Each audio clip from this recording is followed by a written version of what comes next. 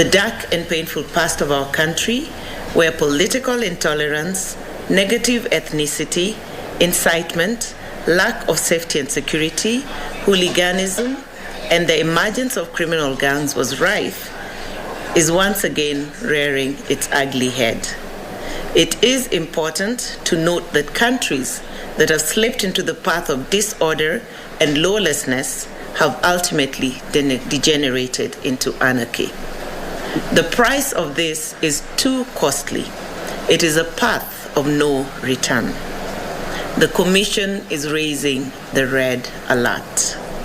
We are rapidly retrogressing to the dark, painful eras of our past as a country. We must not allow this downward spiral in our beloved motherland.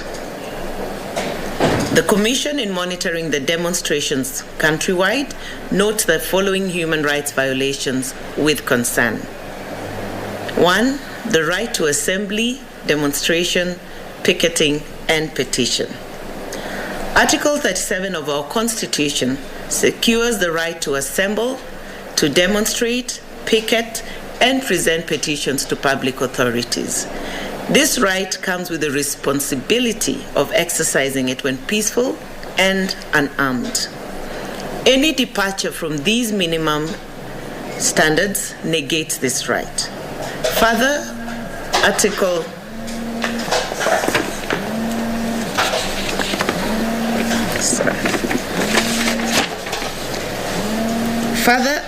24(4)(c) of the Constitution obliges the police to comply with constitutional standards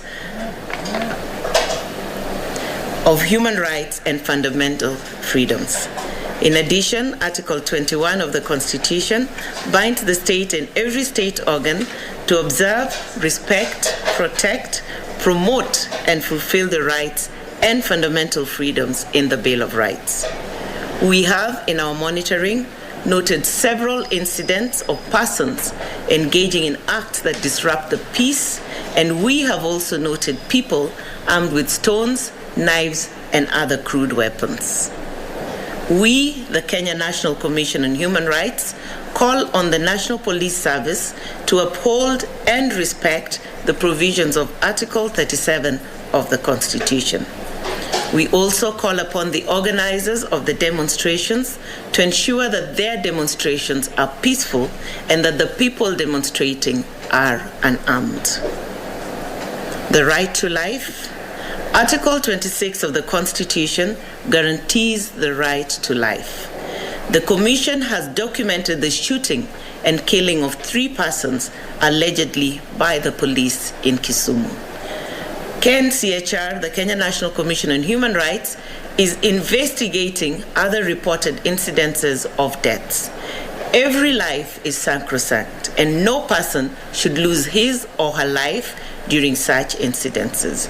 We, the Kenya National Commission on Human Rights, call upon the National Police Service to ensure security and protection of all persons during demonstrations, and to restrain from using live bullets. We wish to clarify that as at now, we have no evidence that police have used live bullets. Neither do we have confirmed information as to the persons responsible for the shootings. And on that note, we call upon the National Police Service and IPOA to conduct thorough investigations into the killings and to bring the perpetrators to justice. Freedom of security and security of the person.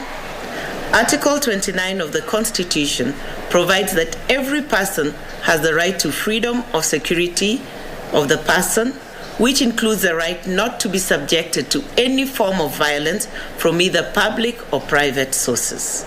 The Commission continues to document serious breaches of this right. Several persons, including demonstrators, the police officers, journalists, and other innocent civilians, have sustained various degrees of harm and injury, which include gunshot injuries. These have been documented in parts of Mathare, Kibra, Embakasi, Jacaranda, Kawangware, Migori, and Kisumu. We, the Kenya National Commission on Human Rights, call upon citizens to respect this right and refrain from causing harm and injury to other citizens, media personnel, and members of the National Police Service. We call upon the National Police Service to conduct investigations, arrest, and ensure prosecution of perpetrators. And we call on the National Police Service to also observe the provision of the Public Order Management Guidelines. Freedom of the media. Article 34 guarantees press freedom.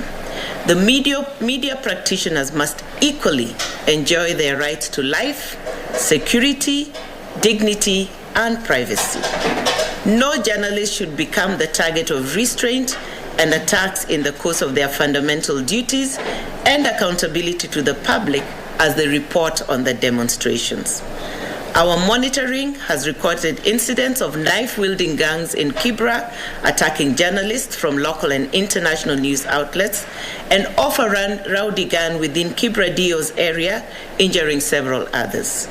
We also have reports of journalists that were forced by security officers to delete images captured during the demonstrations, while others were arbitrarily arrested. It is evidently clear that journalists now find themselves in precarious situations where the security officers and demonstrators view them as adversaries in the course of their duties rather than purveyors of public information. The enjoyment of freedom of the media or media freedom is clearly stipulated and anchored in the Constitution. We, the Kenya National Commission on Human Rights, call on the National Police Service to provide security and protection to journalists covering the demonstrations in line with the Constitution. We also call upon civilians to accord journalists their due respect and avoid attacking them while in the line of duty.